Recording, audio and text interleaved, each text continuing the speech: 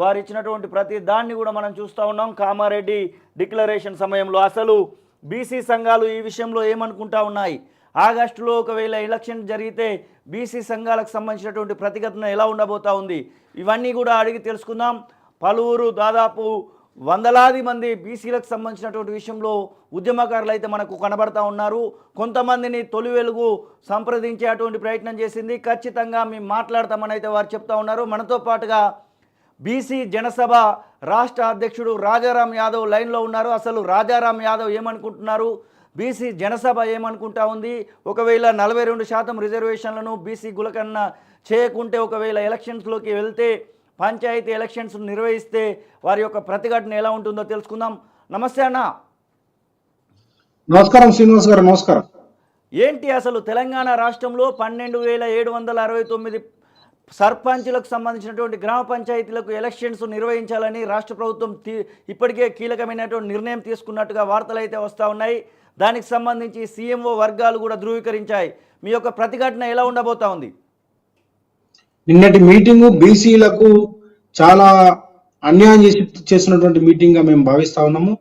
మేము చాలా ఆశతోటి గంపెడు ఆశతోటి బీసీలందరూ వెయిట్ చేస్తా ఉన్నారు. స్థానిక సంస్థల్లో మాకు ఆ ప్రాతినిధ్యం వహించే అవకాశం దొరుకుతుంది. రిజర్వేషన్ పెరిగితే 42%. వారు చెప్పినట్టుగా 23,000 మందికి మేము ప్రజాప్రతినిధులుగా కులగణన చేసి 6 నెలల్లో అధికారంలోకి వచ్చిన 6 నెలల్లోనే కులగణన చేసి స్థానిక సంస్థల ఎన్నికలు నిర్వహిస్తాము. స్థానిక సంస్థలు బీసీలకు దాదాపుగా 23,000 మందికి ప్రజాప్రతినిధులుగా అవకాశం కల్పిస్తామని కాంగ్రెస్ చెప్పినది. ఆ హామీ మేరకు మరి బీసీలందరూ కూడా స్థానిక సంస్థల్లో మాకు ప్రాతినిధ్యం లభిస్తుందని చెప్పేసి గంపెడు ఆశతోటి ఎదురు చూసిండ్రు. కానీ ఆ ఆశ అడియాస అయిందని మనకి ఇలా అర్థమైతా ఉన్నది. మీరు చూస్తున్నారు శ్రీనివాస్ గారు, మొదటి నుంచి కూడా రేవంత్ రెడ్డి గారు స్థానిక సంస్థల ఎన్నికలు నిర్వహించాలనే ప్రయత్నం చేస్తుంది తప్ప కులగణన చేయడం కోసం వారు ఎక్కడ కూడా ప్రయత్నం చేయలేదు. కనీసము ఏ ఒక్క రోజు కూడా దానికోసం కేటాయించలేదు. బైపాస్ చేసి వాళ్ళు ఇచ్చినటువంటి హామీని, వాళ్ళు ఇచ్చినటువంటి కామారెడ్డిలో అసెంబ్లీ ఎన్నికల సందర్భంగా ఏవైతే రేవంత్ రెడ్డి గారు సీఎం గారు ఇప్పుడు అక్కడ ఎమ్మెల్యేగా పోటీ చేసిండ్రో ఆ ప్రాంతాన్ని ఎంచుకొని కర్ణాటక ముఖ్యమంత్రి సిద్ధరామయ్య గారి చేత ఈ కామారెడ్డి డిక్లరేషన్ వాళ్ళు ప్రకటించడం జరిగింది. కానీ వారు ప్రకటించినటువంటి కామారెడ్డి డిక్లరేషన్ ను మరి వాళ్ళు పట్టించుకోకుండా దాన్ని ఎట్లా బైపాస్ చేయాలని చెప్పేసి ప్రయత్నం చేస్తున్నారు రేవంత్ రెడ్డి గారు. మీరు చూసిండ్రు గత ఎంపీ ఎన్నికల సందర్భంలోనే ఇదే రాజగోపాల్ రెడ్డి ఇంటి దగ్గర మీటింగ్ జరిగితే ఆ మీటింగ్ లో రేవంత్ రెడ్డి గారు మాట్లాడి అన్నానికి మంత్రి పదవి ఇస్తా, స్థానిక సంస్థ ఎన్నికలు వెంటనే పార్లమెంట్ ఎన్నికలు అయిపోగానే మనం చేసుకుందామని చెప్పినటువంటి సందర్భము అదంతా కూడా మీడియాలో వచ్చింది. అప్పటి నుంచే మాకు డౌట్ వచ్చింది. మీరు సమగ్ర కులగణన చేస్తామన్నారు, 6 నెలల్లో మీరే గడువు విధించుకున్నారు. మీకెవరు గడువు ఇవ్వలేదు, బీసీ సంఘాలు చెప్పలేదు, ఏ పార్టీ రాజకీయ పార్టీ అడగలేదు, బీసీ డిక్లరేషన్ ఇవ్వమని మీ ఏ పార్టీ అడగలేదు, ఎవరు ఏ సంఘం అడగలేదు. మీరే స్థానిక సంస్థల్లో 42% రిజర్వేషన్స్ ఇస్తాము, 6 నెలల్లో కులగణన చేసి ఇస్తామని చెప్పేసి మీరే ప్రకటించారు. ఎందుకు వెనక్కిపోతున్నారని చెప్పేసి బీసీ జనసభగా మేము గొంతెత్తినాము. గత మీరు చూస్తున్నారు శ్రీనివాస్ గారు, 3 నెలల నుంచి మేము కొట్టాడుతున్నాము. అనేక రౌండ్ టేబుల్ సమావేశాలు. మీరు అదే అంబేద్కర్ ట్యాంక్ బండ్ దగ్గర కూడా మేము ధర్నా చేస్తే వచ్చి మీరొక్కరే యూట్యూబ్ ఛానల్స్ లో ప్రధానంగా మీరొక్కరే మాకు ఆ రోజు బీసీల యొక్క గొంతును మీరు బయట ప్రపంచానికి వినిపించిండ్రు శ్రీనివాస్ గారు. మీరు స్వయంగా వచ్చిండ్రు. అప్పటి నుంచి ఇప్పటి వరకు ఈపాటికి అయిపోతుండే. 3 నెలలు జిల్లాలో తిరిగినాము, రౌండ్ టేబుల్ పెట్టినాము, ఆ సదస్సులు పెట్టినాము. తర్వాత ఇంద్రాబాద్ దగ్గర మహాధరణ వేసుకుంటాం. మొన్న కూడా సెక్రటరీ మాట చెప్తా ఉన్నారు, బీసీ కమిషన్ నివేదిక ఆధారంగానే మా యొక్క ప్రణాళిక ఉండబోతోందని చెప్తా ఉన్నారు. సేమ్ టైం తొందరలో పంచాయతీ ఎలక్షన్స్ కు సన్నద్ధం కందంటా ఉన్నారు. ఈ 2 మాటలను ఎలా రేవంత్ రెడ్డి గారు చాలా తెలివికల్లోని అనుకుంటారు. వారు మిగతా వాళ్ళంతా తెలివి తక్కువ అనుకుంటున్నారు. ఆయన బీసీ కమిషన్ కి ఏం సంబంధం అండి? బీసీ కమిషన్ ఎట్లిస్తుంది నివేదిక? ఏమని నివేదిక ఇస్తుంది? బీసీ కమిషన్ ఏ ప్రాతిపదికన ఇస్తుంది? బీసీలకు 42% రిజర్వేషన్ దక్కాలంటే న్యాయబద్ధంగా ఎటువంటి చిక్కులు లేకుండా, కోర్టుల్లో కొర్రీలు లేకుండా దక్కాలంటే కులగణన చేయాలి. కులగణన వదిలేసి బీసీ కమిషన్ ఏం చెప్తుంది? బీసీ కమిషన్ అంటే ఇష్యూని పక్కదారి పట్టించడం కోసం ప్రయత్నం చేస్తారు తప్ప ఎక్కడ కూడా రేవంత్ రెడ్డి గారు బీసీలకు 42% ఇవ్వడానికి వారికి మనసు ఒప్పట్లేదు. ఏ రకంగా మభ్యపెట్టి బీసీ మేధావుల పేరు మీద, బీసీ సంఘాల పేరు మీద, లేకపోతే బీసీ కమిషన్ మీద పాపం వాళ్ళు ఏం చేస్తారండి? బీసీ సంఘాలు కొన్ని సంఘాలు ఉన్నాయి, లేకపోతే మా పొన్నం ప్రభాకర్ గారు ఉన్నారు, అంతా చెప్పిస్తారు మేము కులగణన చేయడం కోసం ప్రయత్నం చేస్తున్నామని. ఇదే ఇప్పుడు మీరు చూడండి, ఇదే తమిళసాయి గారితో చెప్పించిండ్రు బడ్జెట్ సమావేశంలో ఆమెతోటి, మొదటి సమావేశంలో ఆమె చేతో చెప్పించిండ్రు మేము కులగణన చేస్తామని చెప్పిండ్రు. తర్వాత అసెంబ్లీలో తీర్మానం పెట్టిండ్రు. మీరు గవర్నర్ గారితో అత్యున్నతమైనటువంటి ఇవాళ ప్రథమ పౌరులు అనేటువంటి ఈ రాజ్యాంగ అధినేత అయినటువంటి తమిళసాయితో చెప్పించిండ్రు. అసెంబ్లీలో ఇవాళ టెంపుల్ ఆఫ్ డెమోక్రసీ రాజ్యాంగ ఏదైతే దేవాలయం అంటే ప్రజాస్వామ్యానికి దేవాలయం అంటామో అట్లాంటి దేవాలయంలో అసెంబ్లీలో మీరు తీర్మానం పెట్టి మళ్ళీ మీరే దాని గురించి మాట్లాడతలేరు. ఎస్, అంటే బీసీ జనసభ దాదాపు 3 నెలలుగా మీ యొక్క కార్యక్రమాలను అయితే చేస్తూ వస్తూ ఉన్నారు. రౌండ్ టేబుల్ సమావేశాలు నిర్వహించడం జరిగింది. అంబేద్కర్కు మీ యొక్క వినతి పత్రాలను అందించినటువంటి సందర్భాలు కూడా చూడడం జరిగింది. మీరు సచివాలయ ముట్టడిలోకి కూడా వెళ్ళినటువంటి సందర్భాలు చూసాం. ఇప్పుడు ఎలా ఉండబోతోంది? ఖచ్చితంగా ఎలక్షన్స్ను అయితే ఆగస్టు చివరి వారంలో లేదంటే సెప్టెంబర్లో ఖచ్చితంగా నిర్వహించాలని ప్రభుత్వం యోచిస్తున్నట్టుగా వార్తలు అయితే వస్తూ ఉన్నాయి. సీఎంఓ వర్గాలను తొలివెలుగు సంప్రదించినప్పుడు కూడా అదే మాట వారైతే ధృవీకరించడం జరిగింది. మీ యొక్క కార్యాచరణ ఎలా ఉండబోతా ఉంది? మేము ఇప్పటికి కూడా మీ తొలి వెలుగు ద్వారా మేము సీఎం గారికి విజ్ఞప్తి చేస్తా ఉన్నాము, మీరు బేసజాలకు వెళ్ళకండి, మీకు ఒక అవకాశం వచ్చింది. బీసీలు ఓటేయడం ద్వారా మాత్రమే, ఈ సామాజిక వర్గాలు ఓటేయడం ద్వారా మాత్రమే మీరు ముఖ్యమంత్రి అయిన రేవంత్ రెడ్డి గారు. ఇప్పటికైనా మీరు కళ్ళు తెరవండి. జానారెడ్డి లాంటి వాళ్ళ ఒక సలహాలు తీసుకోకండి. మీ చుట్టూ ఉన్నటువంటి కొద్ది మంది కోటరీ ద్వారా మీరు అప్రతిష్ట పాలయ్యే అవకాశం ఉన్నది. కాబట్టి నేను మీకు వినమ్రంగా విజ్ఞప్తి చేస్తా ఉన్నాను, మీరు ఇచ్చినటువంటి హామీ, రాహుల్ గాంధీ గారు దేశవ్యాప్తంగా రాజ్యాంగం పట్టుకొని ప్రజాస్వామ్య రక్షణ కోసం, రిజర్వేషన్ రక్షణ కోసం అని చెప్పేసి వారు బయలుదేరిండ్రు. మీరు కూడా చాలా సందర్భాల్లో చెప్పిండ్రు, ఇదే నరేంద్ర మోడీని, ఇదే అమిత్ షాని మీరు తులనాడిండ్రు. రిజర్వేషన్లకు వ్యతిరేకంగా పనిచేస్తుంది బీజేపీ అని చెప్పేసి.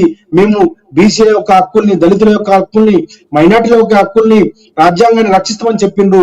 ఇలా ఇదా మీరు వచ్చిన అధికారంలోకి వచ్చినటువంటి 3, 4, 5, 6 నెలల్లోని ఇంత పెద్ద మార్పు రావడం చాలా అన్యాయము. ఇప్పటికైనా మేము విజ్ఞప్తి చేస్తా ఉన్నాము, మీరు మారండి. మీరు ఏదైతే మీరు ఇచ్చినటువంటి హామీని నిలబెట్టుకోండి. మీరు అనుకుంటున్నారు ఏం చేస్తారని చెప్పేసి, వీళ్ళు ఏం చేస్తారు?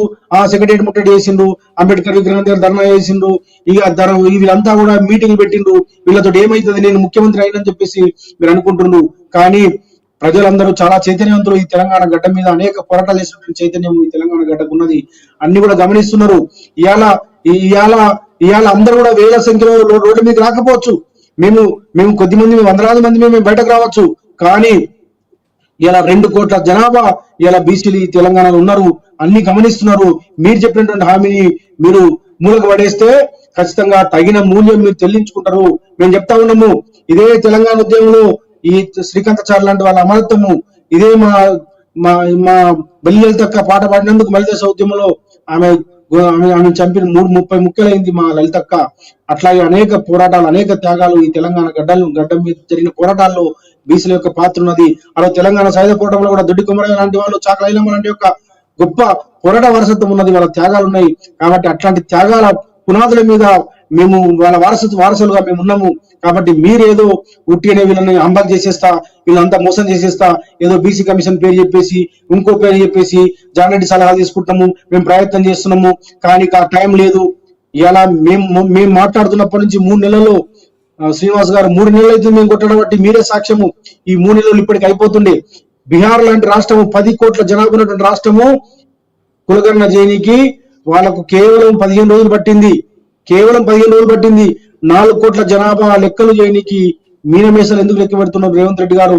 ఇదే కేసీఆర్ గారు ఒకటే రోజులో కుటుంబ సర్వే మొత్తం చేసిండ్రు ఈ దేశంలో.